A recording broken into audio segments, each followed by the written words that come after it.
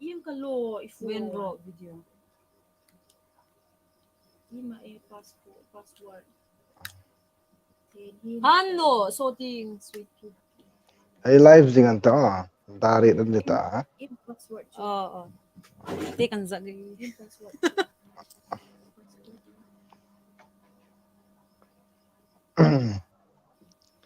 Inzo chun ay chananel. Inuli. Oo. Oh, Sim ting fel zo la.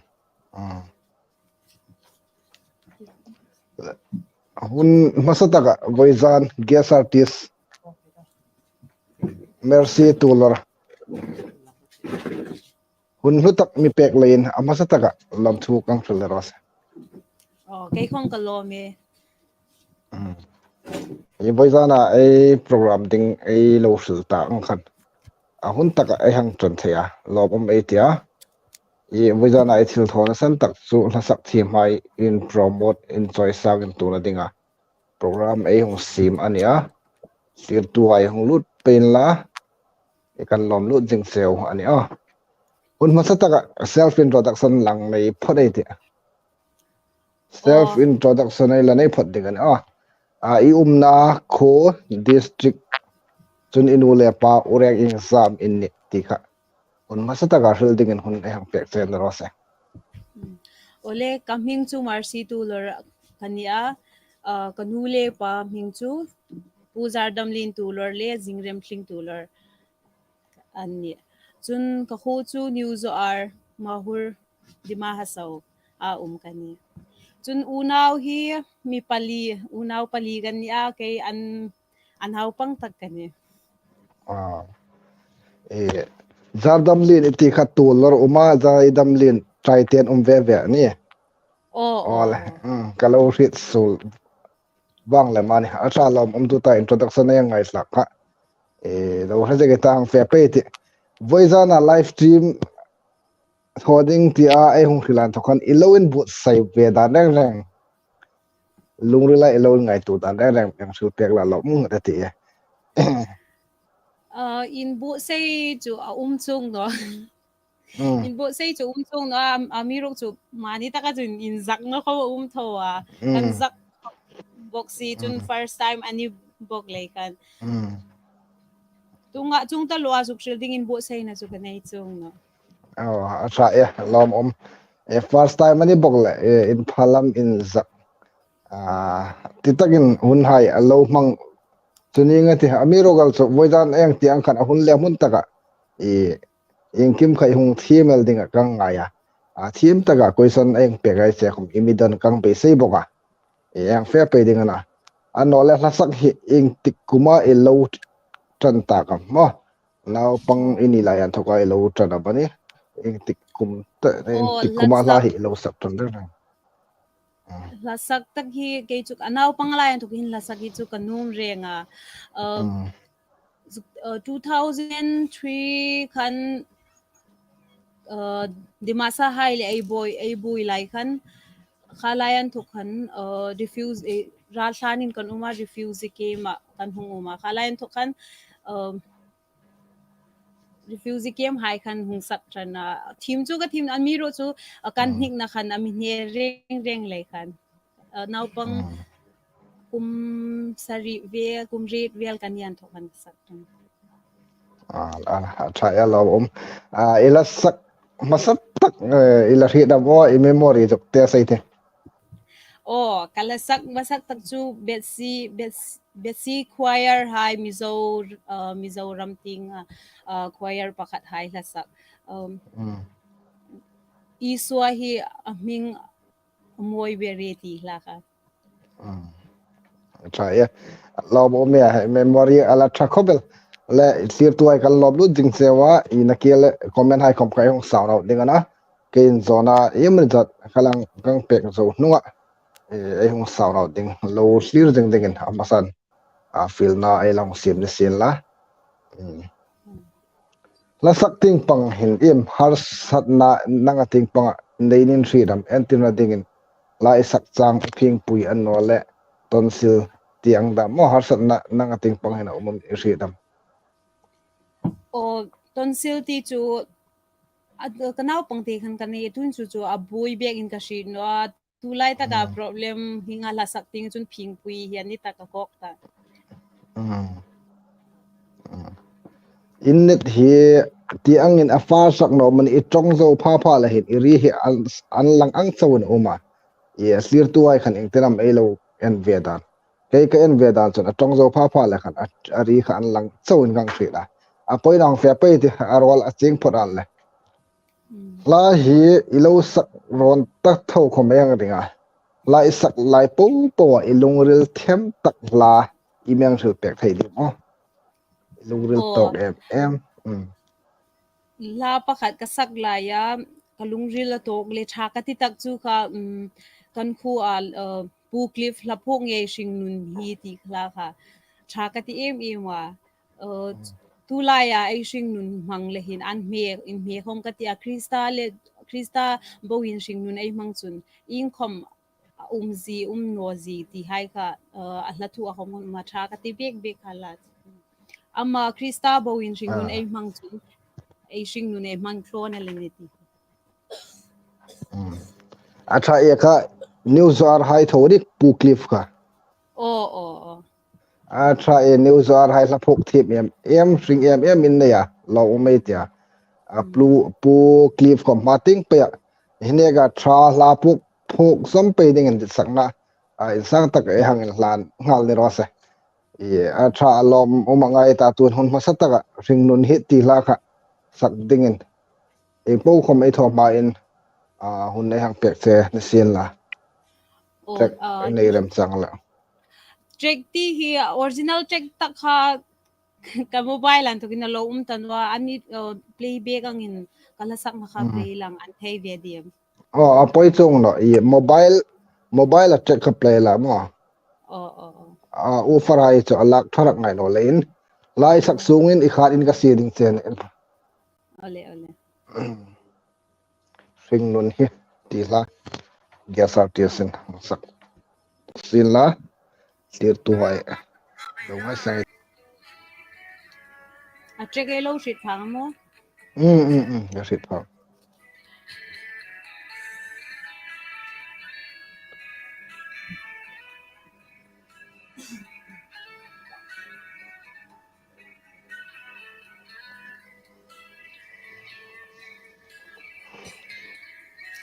ni tin sing hi lim tia mga kan ngai lain Lem na hanan min hulve Shinun mang ti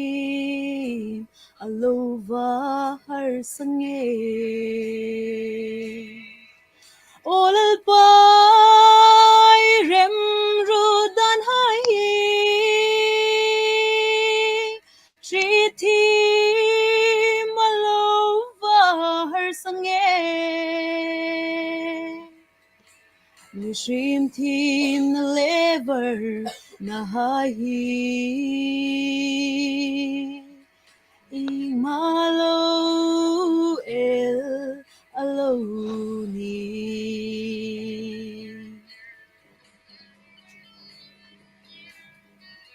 Ichang no hinsu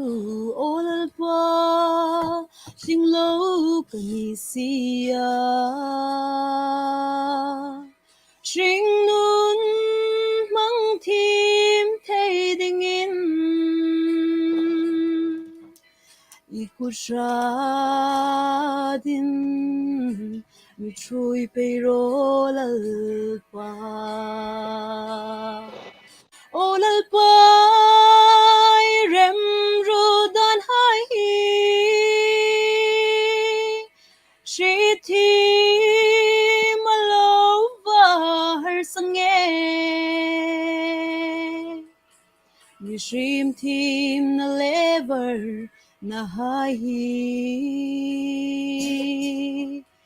Ing malo el aloni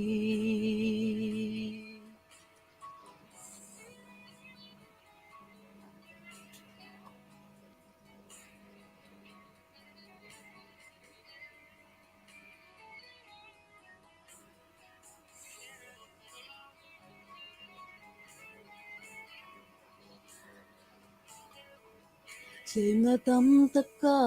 tu khai hi nghe thấy đình lal pa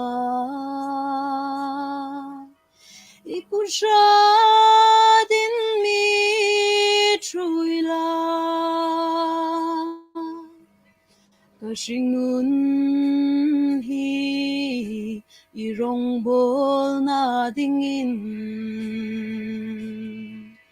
Olal pai rem rudan hai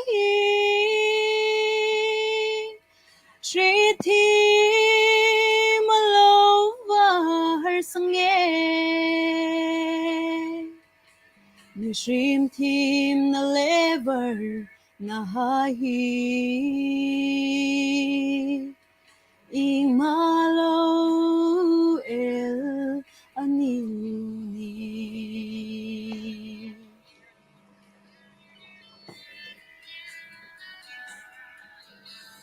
Kalome try lom ome team deu le moi deu la imang sak pega amasa de chung lom thoi sel sin la new zar hai in todel khobel kha la phok team tak le la sak team tak no nga merci dollar ang umbok in todel reality kha amasa na ang sel sin la chun inule ipa in la sak ting pangahin anin nek pui ve che in rit ve mo anin nek pui ve che in rit am o an min ni pui e ma kanau pang lai khom competition hai khu level khom kan lo nei laka PUAF damin kanu hin mi support thei ma kapa khom hilami takania nan amiro chu kapai mi trong khom ani lei khan hing bek bek in chu thor kha kha amiti chu ngai na amiro chu kanu hin min hik pui theya perform kolai khom ka perform ding jeng reng kanu hi audience hai ang deu khan kaneya ingtinam ka sak kalasak dan ka dan ti hai khan kanu hi audience sang kan kamang la kanu na mi support e wani kalain hi lasak na ting pangin atra lomom anu le pa mi support na hi lutakani ti kha ayang rida e mating pe khom e ene ga thalem saksuk pe ding de sakna kal lan cha chuna nole next project inei vetam o tu hin video album simding project ilo nei vetam next project into project tak tak khom ani thei chunga tun kanin rirung ran ka rule hai le pakhat namdang dang in polkhom khan quartet kan sima pakhat la pakhat english la cover ding chun kanin rirung rana amiru chu ma ting pathin thu thu nel ta atra e lomom tu ta e project khat lung taga hong thoa in cassette in album su hun sot no te nunga ai lo mung ai hang be sei ne atra lom oma ngai ta e tu ta ila sak hai kha nang le nang in finance anole support and pek che finance tu he tu mana ti kha ek rin nom boka chu hai chu nang shel pek thai chen ta official video shing nun hi ti kha hi pu clip tho hin in kim ama in seng le so po po recording khom ni sin la video khom ni sin la in kim fe na hung nai khom ama in tu wong atra e pu clip sunga lom thueng rela mating pe pu clip ti in youtube lo search vela boyana stir tu ai youtube channel ila subscribe no chen lo subscribe ve dingin fil na ai hong sim hal sin la chun nang hingin youtube channel i hong ve tam oya kan ka hong ve na atra e aba poina mating pe i hong ding e de sangna yang ta chen sin la asan chu hi he ni tu lai khovel changkang pe hin video album hai sima keseda bazar hai kha an thei thana youtube channel neya in chang pui in tu la sak thi mai in chang pui tu thena hi tu la ya ding sun fe ta kanal anel tan odim ti kha ania tu len ma ting pe youtube channel i hong crit ngai kha kang pe sei de sila chun anole mar la sak thim hai hi mo tu da e koi san ding he thadeu lo ngai ra marla sak thim hai hine ga ein chang ra thei da ding point rit hai myang thil pek thei chol lo ngod ate in chang sha ting jun mar nau ha hi rol moi tak tak le la sak thing tak tak khom hi tam tak ai tok ta ami rok chu im ti ding ma ting ma ai son thei no na tak chu mar hi in choi sang hi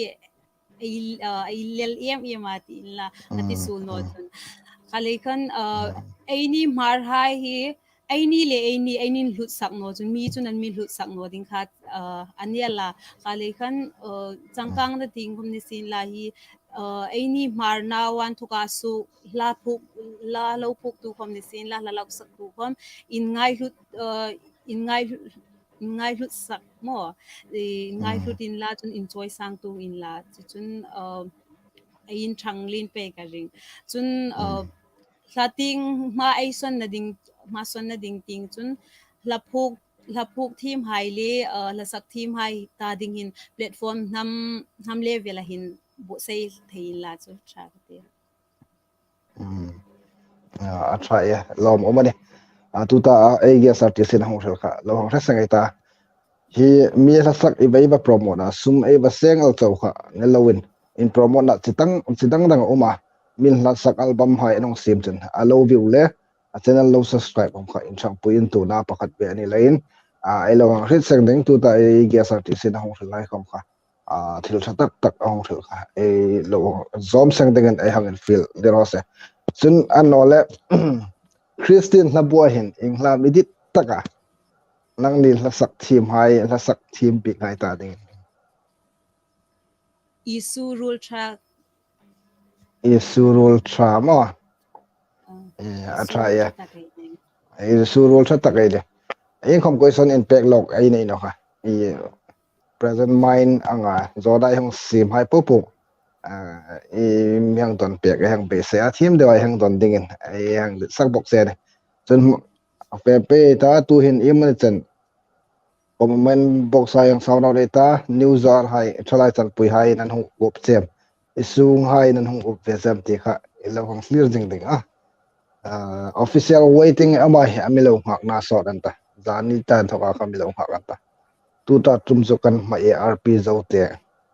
kan lom se ro hling pui pai rim I am here kan lom se lo pop chan thang ding an en fila ka hong lut se na ho to pa ming le an veng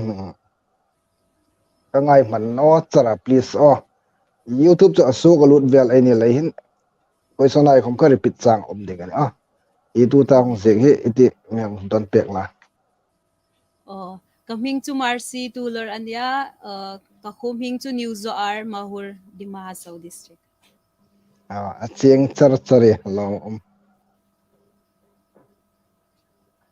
nakita zona e pek ka kai chu a fie wong ahong ti na lom ui thi kalome pui izol hai khoman hong thang ngei ani ti kha yang ri da lom thank you Zol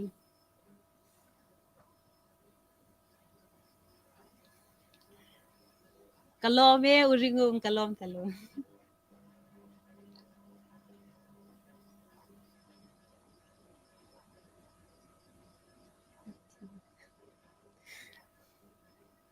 kalome arenal YouTube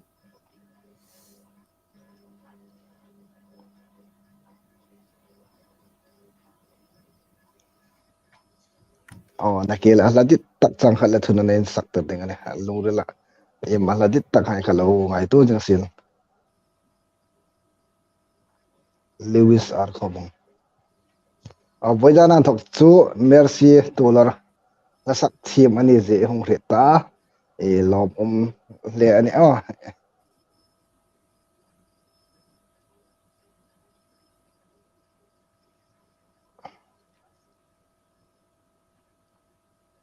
kalome kalom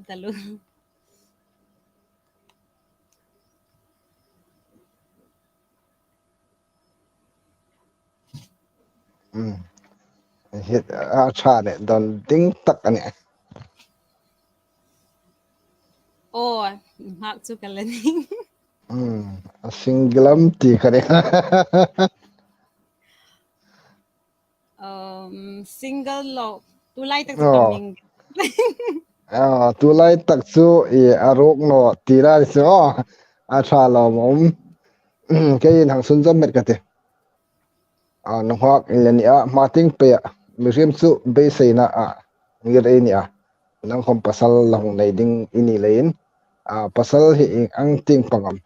edit dan reng reng adung toy adung sang amani ha zen chi mani tiang deu khama chu hai chu ril ding in hon hang pek chen ro se first taga chun komisi kai wa mi dan taga chun kai hi dum hiu hi kan le khan future ngai tu pasal hi angau hiu hi kan angau hiu mo a tha chun chun ma ting pasal ting chun angau hi khom sin la handsome chun male khom tha tho chun pathinin mi rong bol na sop thai mi ang deu ti na so la ting rong bol na sop thai pathian tri mi a tha lom om da lo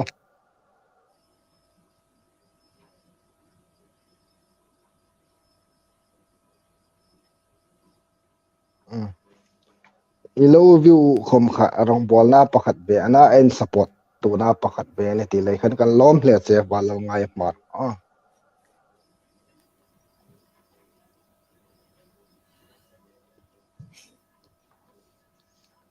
tu lo hai ngai ka tu lo hai en dui no ne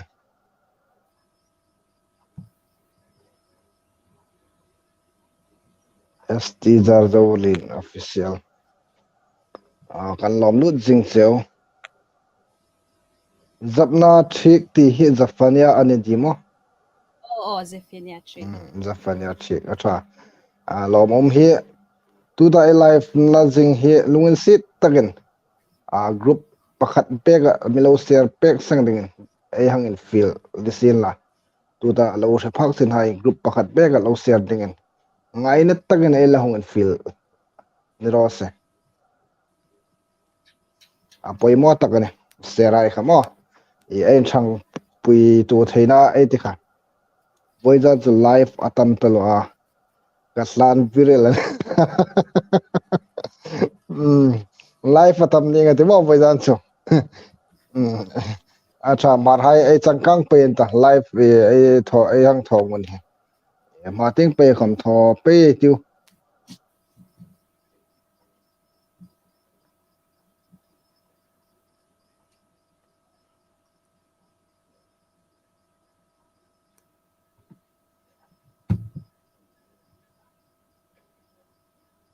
kalome mili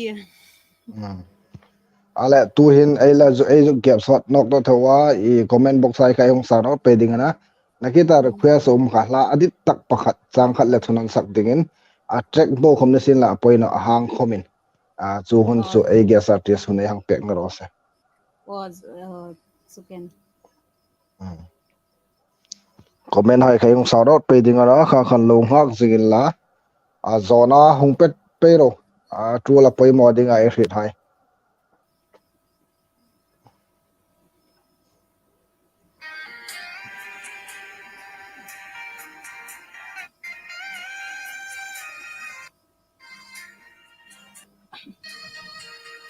mangai hai leng na ti la lyrics si by heart no le ing kata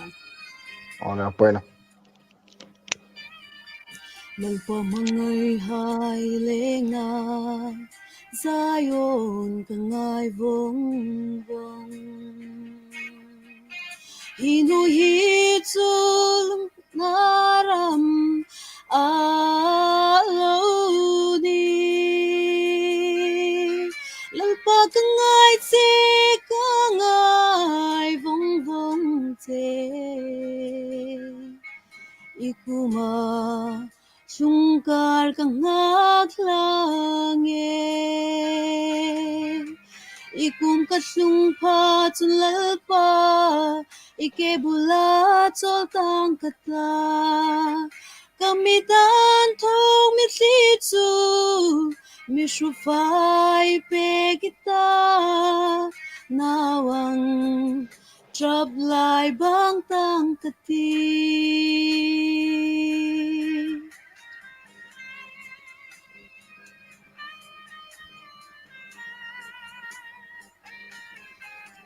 Ngay hai leng na zai on trapin ka sir vong vong Hinui bay dong trap naram himak san in lalpakan ta ding aram ibu say Zion tu sungkar kang ngaglange ikum ka sungpa tulalpa ike bulat sol tang kata kami dan thong mi tu mi shufai pe kita nawang trap lai bang tang kati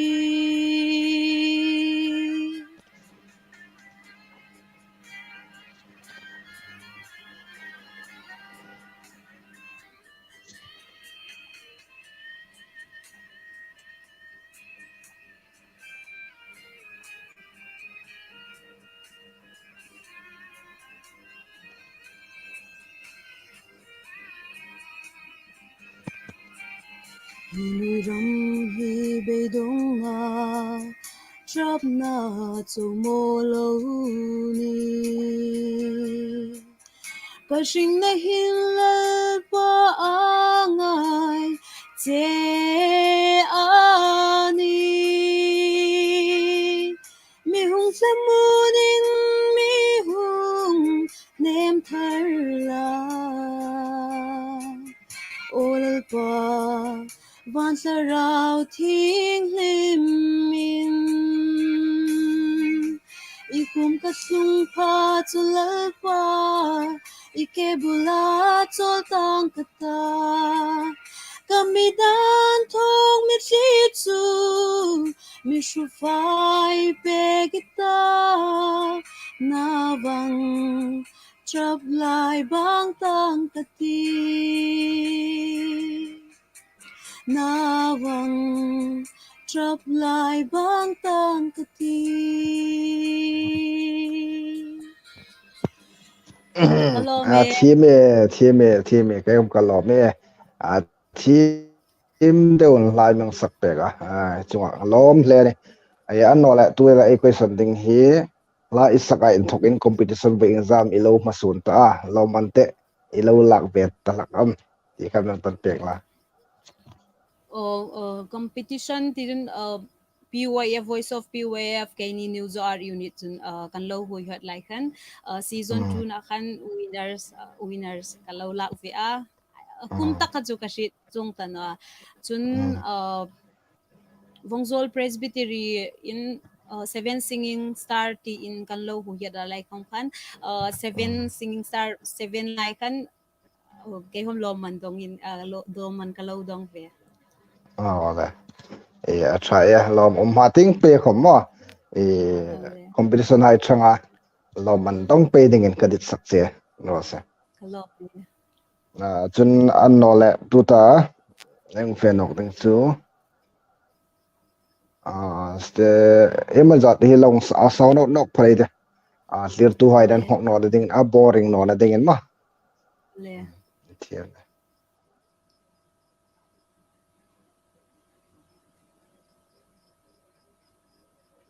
mel chatalo millennium chik ma chik trong amang theiam chik trong hi kamang bek bek ngai no chik kan ya chu in sung hin chik trong hi kan mang bek bek no kan nu hai anin bek chu nan mang thowa amiro chu an mi bek pha kan mar trong an mang lag le kan chik trong chu ka shi thowa na chu zu mang tak tak ding in chun ka thim bek bek no in zaga uma ja mani trong tak ai shi bek bek no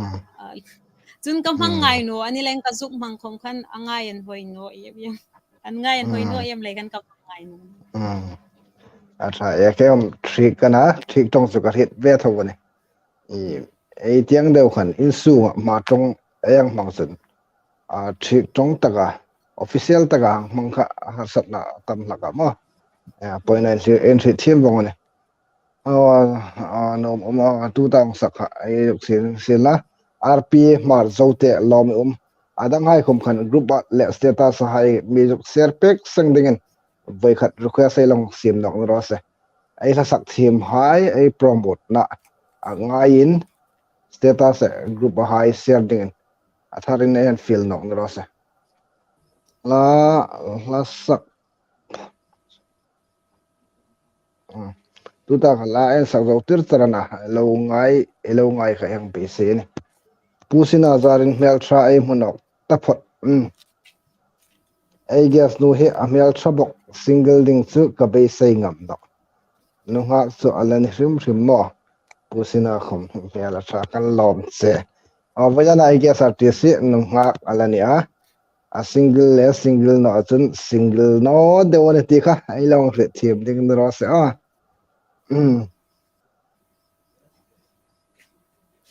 chu tho se ne exing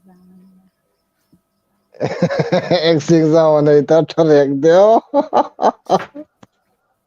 lom zong ta cái mọi ngày đó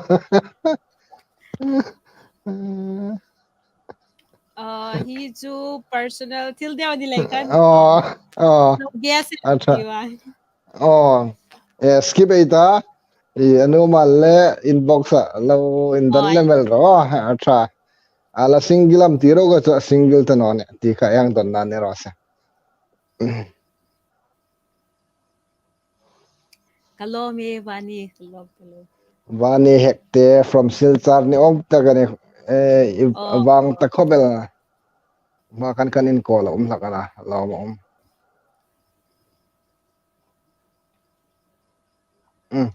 mi don pek ro se I guess artist bible team su ki voi khat chu ka team su ta bible chang bai ha chu kanei tho ammi ruk chu ke im ti ding chang a verse ti hai ka theng hil lu ye ma chu naw pang lai tho ai lo team lak ba ram po hai chun mi ri lo hai ti ka ke great fruit ye do bai ha chu tam tho hi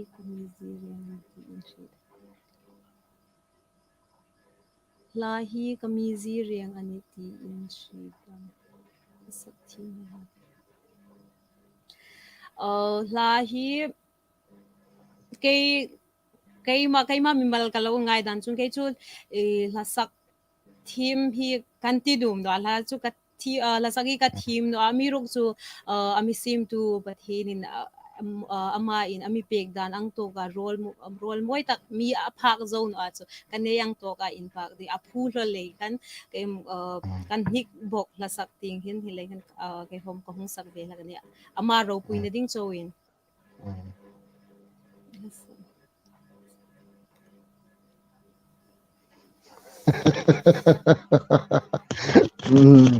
mala sak thing hai single an pang ani ti ang do le poi khobel henry ngo atha ye lo mom tu ta question pe kai thil that tak ring tu ai chu ting lai khoma I bible chang pai hat hai kha min don khoma san puma tim thei tiang deu khan rin jing kha poi mo em ani ti kha hong su ching le ne kalo me meria anole la sak thim ding hen solfa thim hi angai in I freedom anole nang hete solfa hi chana milon chu ve ti kha imang don pek nok la lo hle ga the la sak thim ding chun solfa sheet met chu mani mi ai versil theino khoma mani to ka sheet kha chu atul thowa ke solfa ting hi income ka certificate kom ka nei chung chun naw pang sunday school lai kan an mi lo chu tara thui tu hai do ti la so ti hai khan mi khek bui la kha khan yel ke ma ta ka chun kanu chu na mitor laga inchuk la sakmi ni le na poimo tina amiruk chu keima kan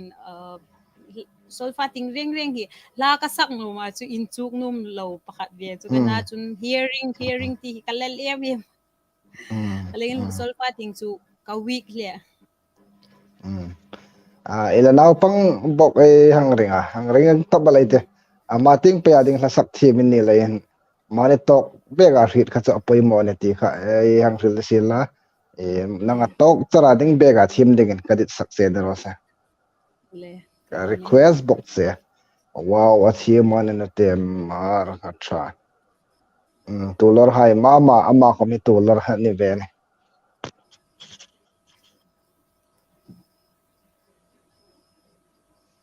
amai te hrit ve la kam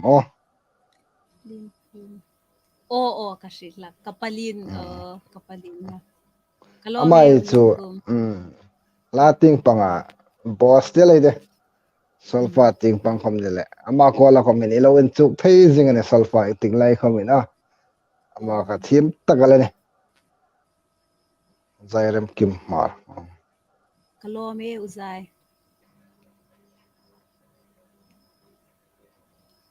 kalo me toy nu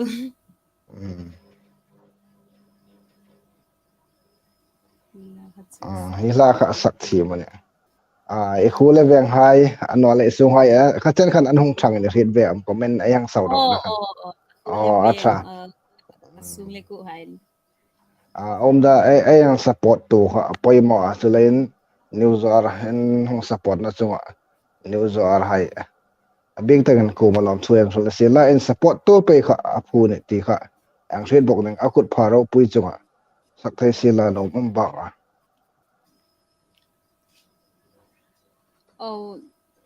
sak thei cái mi ruk chu labai ha thì kalela en kum chu sak thei tor na kela lo ilung ro lo se jing la solo yes ai ti dim ala sak thi min ni lein tu da ka on ding se khom hi apoi mo la hi pakhat bai han na ding hin dar ka ring za bangai anole ni ing za bangai ti kha imyang su pek thai sel lo mu ngada te la sak la bai ha ding hin chu lungril pe khomia tru la chun ke hi la sei bek hi ka sak khom ka sak ngai no chun ka sak nu zong khom ani ngai chuk do chulein la ka bai ha hai chu asai to ba three stanza mo pa chang thum chen hai he nikhat dam nikhat anial tang pui acha e lom ni khada lang bai ha the dam cha lu hle ni a millennium tree ka siar na sa ani e ho tu pa olom ta lo lo se rai chung lom thu yang thul de sin la chun voi da en tu in light khai tik light khoma e thei hal no ding in e hon feel do ani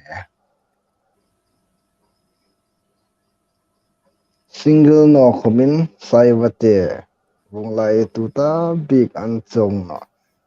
ke ka be dong loading mo ke ka be dong loading mo andi gani mo sai wate wong lai tu ta big khomani chong no ya acha khobel tu ta ong ti kha ya andi gani ala nei ma po go so single angin la pomelaite acha lo mo question ang pe gai ai lom lu jing cheo ne how to pa sinen thot thata lo lal pan ro pui na din la sak arong bol gam pe dingen kanom pui bek se la sak arong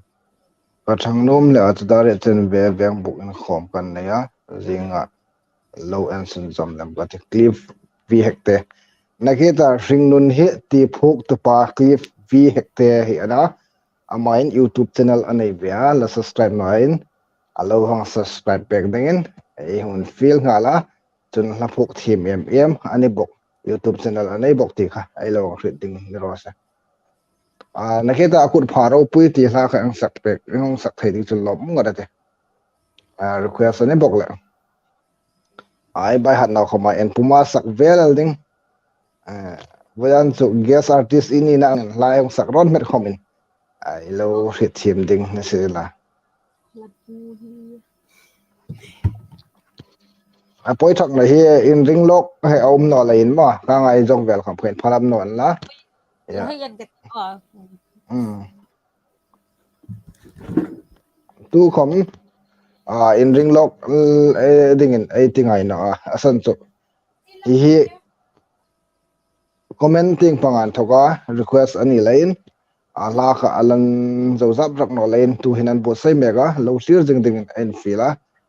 comment ang thona saro in don ding tam tak in nei kang ringa in don nom tam tak ai hong tho pe la chu chun ai hong sau not pe ding ane lo mo comment hong lut pe ai hong tim sak zung zung ding ane ona ke le tha ne lo question pe no main question hong pe zung zung ro chun la tlang no minam chun la kham tlang thai jing ane wajana ai ge sartsc aming chu mercy tular ani ti khai lo ding na ke le na to ro kan ri thim talo che in bu sai lok da ing khom na khat request thut ani lai khan tu comment oi mon ti tu ai comment lo nga fan ding na in fila tu hin akut pharo pui ti sak degin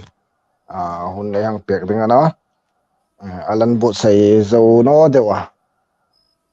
lo nga fan ding in fila ni la tinga rong bol tu hai big tagin promote na degin hi live stream hi eng but sa bel no hun no kham support tu pe ding ti tu hai de sak na sang tak ai hang lan ani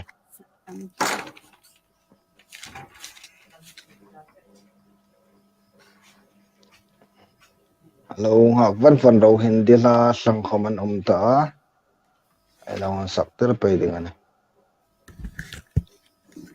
ka hu ve ta sorry to khachen poina poi thak na akut pharo pui chu lo nga sai da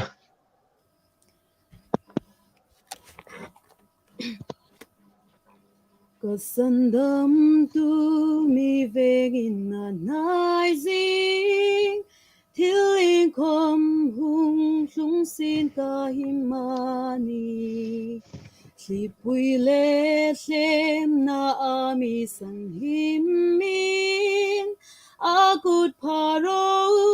pui sunga akut pharo pui sunga akut pharo pui sunga thiling khom hung hlung sin ka him ani akut pharo pui sunga amangai na kutin ami chezing mong na thu hai arolin ami shil pathin nge chun mi chelin ka himta akut pharo pui sunga akut pharo pui sunga akut pharo pui sunga thiling khom hung hlung sin ka him ani akut pharo pui sunga katlaraw veng in amak sangai no amagay na lakami bunoni Chatunin ami veng ting tikashin akut pharo pui sunga akut pharo pui sunga akut pharo pui sunga thiling khom hung hlung sin ka him ani akut pharo pui sunga kalome sol le tanga te boy za chu in chung pum lam chu an tak be ga ye request sanga la imang sak pek pe kha chunga na sa takin ai lo man ti kha ai long sul nok na sil na ang fe pe te le comment hai hindi la asak lakam ho to pa role nu hindi la asak lakam ti chu an zona na chu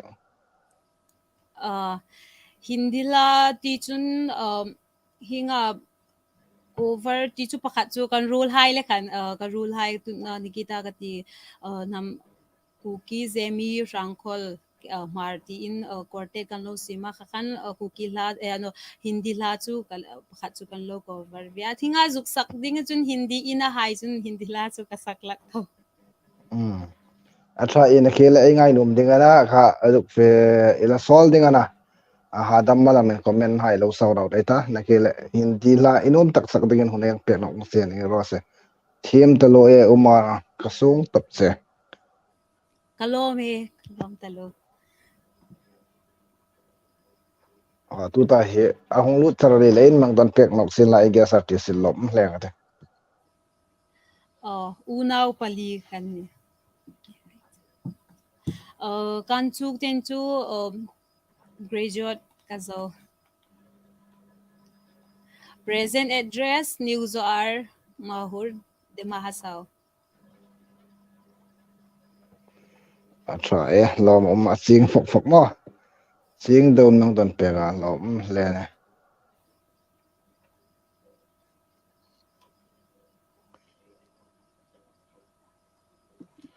rosa idar ngon in no talo kan lom nu jing cheu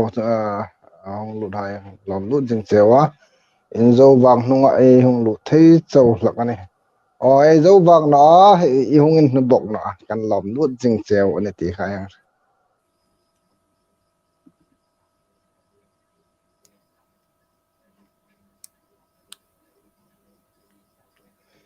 ang don pek rồi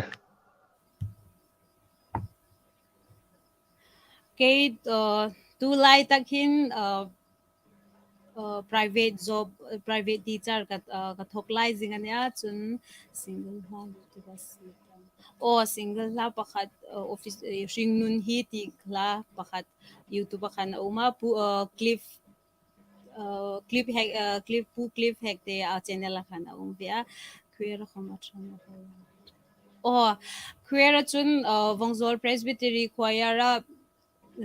tram ni ka thanga chun CST Synod choir tram ni chen ka chang tu om dan chu tu hin la thang jingam an no le thang tano tu kum kha kan tram top nan ya Presbytery khom chun Synod choir khom ka thang tano le thang tano mo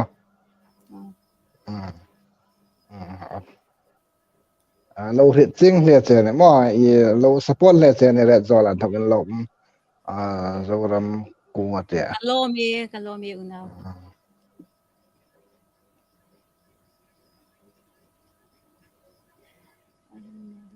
hi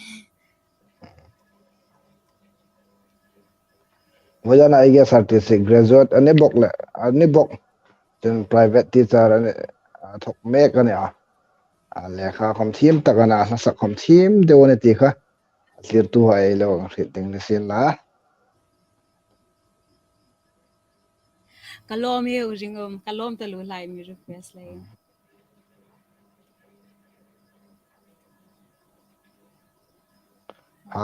hai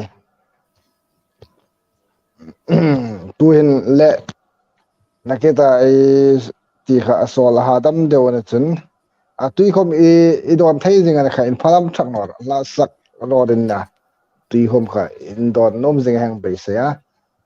tu hin hindi la ri chen amane chang khala thunan khom ni sin la pui ti no hindi la sak ka lo ngai du ma chun clear tu hai khama an ngai no mai hang ring thole hindi la sak ding a check lo na a check kha a check bo na le am isol ta isol wading ko kami law si timin la ila sol na chun no tui kha don thai jingan hen phalam thak no ra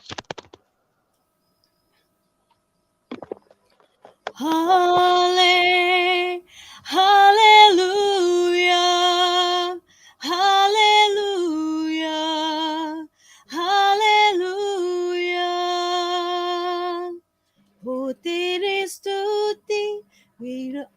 sorry.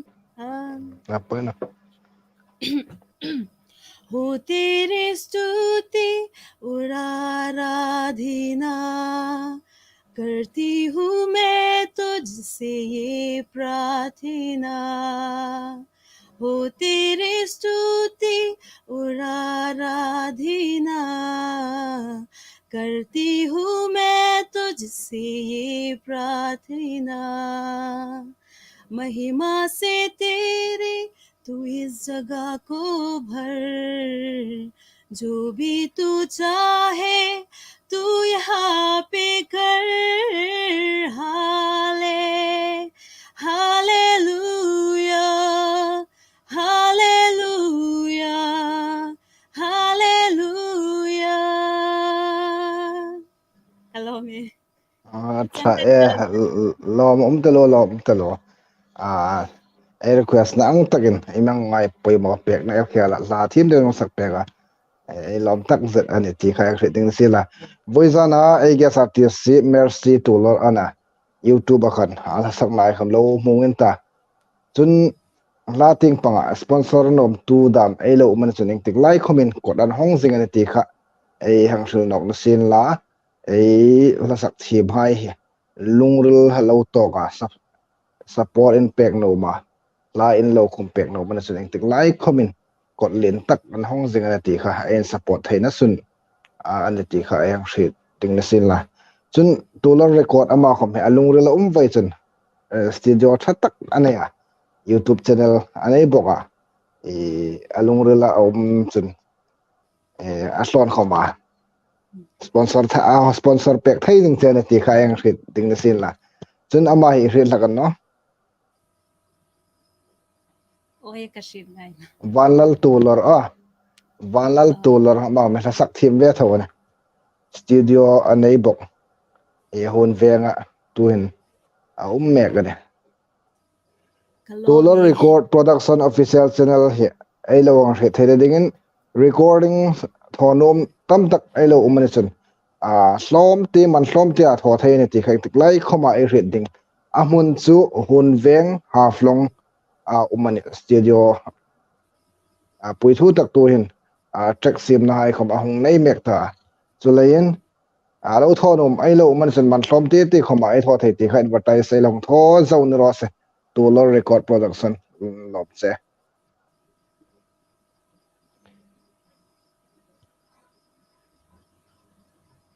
Kalo me lom kalo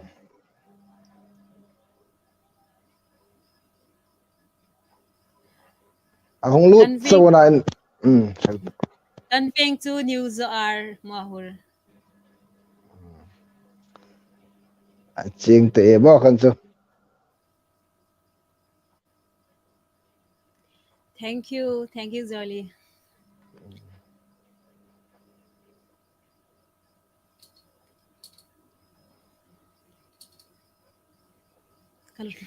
kalo me ring kalo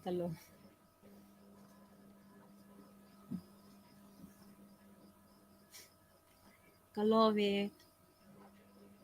wayan chu imu in ngoda te mo mel tra alhoron boka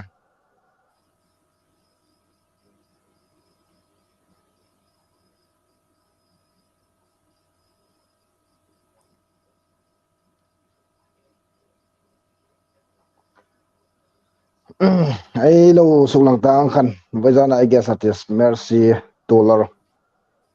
itik lai khoma ko dan hong jingane ti kha ang reading the sin la video album sim pek no ma recording and all that track man ilo tum pek no ani khomin itik lai khoma ko dan hong jinga mercy Tulor khom hinega thalema ma ting pek lao saga hring taga saga mi hai hong ri zau pe nidingin di sakna sang tak lan che de sila voizana e program mang he im ingai dan an hoyam an hoino a boring in a shedam an nole itinam ingai dan vere nang mi khol pek la lo mse ga ngai dan ti kom thei chung na first time ani bok kan zak ami ana chu kalom ye mi ma miss low support tu ka u now high kom sin la chun ka ru dang hai chun in milaw ngai lut le in kalop em mani in ti angin in la hai su klai theino lang kho ba mi ro comment chatak tak in yung sila in yung pek le in kalop em mani in chung hai acha e lom zan program chu an in hoi ka ti le acha lom in hoi ti le a ke kom ka loma mi pui hai ku ma em thu cha ril nom dam ine lam shilnum big chu chung an pakhat zuk shil kata project ang kan lo ne ang in naw pang kan ke ni do khomin bi ngai pek no in la mi ro shilnum ati lai kan zuk shilnum pakhat uma i quartet groups kan si makahuti ristuti ka pakhat chu kan lo cover bita tuin English la zu cover din kan ti naw pang tuin naw pang vong kan di mani pokedan pagin country ding first video pakhat ka chu hi pu VL Malsom chegin mi sponsor pega chun pu Zozam studio song pizang hai ka mi chang pui na zarin kan zo thei drama tuin pakhat hang sim no ve poda in kom budget kom kan nei chung no ani ro chu thoi ta mani poketa thogin tu klang ai ta country ai ta thoi ding kan sil poda ami ro chu voi zan hin chance ka zuk la khom di el sin la ole kan la ti khamilo en in la in try in ti chun ma tinga kan project kan zuk kan sim tum English la cover na din komin try in ti chun got rong pol ding got lin an hong jing kai ole acha lom to lo kha in phalam lo wa hil kha acha de emi view hai kha in lung la lo view la cheng ti lai khoma ko lin tak an hong ne ti kha ai guest artist an thokai ngai isla kha project an nei zinga chutaga ding chun ena pang te tin ni lein summa ne pokera thoka ke dok sa an lati khob an lati boka chun mar hai big takin ala sak thim tam takai he har satna se em finance ania chulain alo finance nom dam ei umane chun tik lai khumin kot an hong ne ti kha ei guest artist an thokai ngai isla kha lo fitting le rose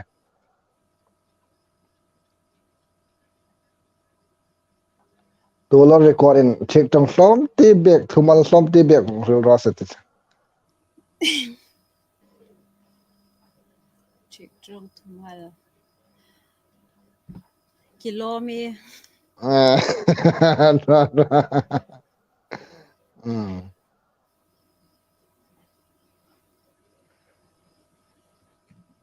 pero lo ra thim sin la hi ain sing na tui kur ti kha la sak ron da thowa mar nau hai YouTube hai hi choi sang in ngai net hi ngai ani mar nau hai YouTube hai pu in choi sang ai tul tak ani how to pa ai thei chin hai in ani hlom to lo in choi sang tu he apoi mo re ga ne ai tho ding re ga ne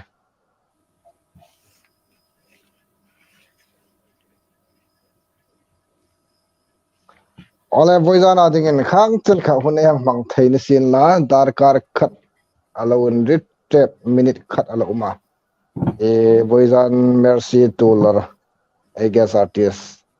hun in tep te takar hun kang ni na tho hun ameng pe chu ka lo ba ma ting pe ala sak nok na ting pe khom ni sin la mi ai ta dinga mal som na ani pe ding dit sak na in sang tak kan hlan ni ro se sir tu hai le boizana I guess artist in reng in mangtra ole mangcha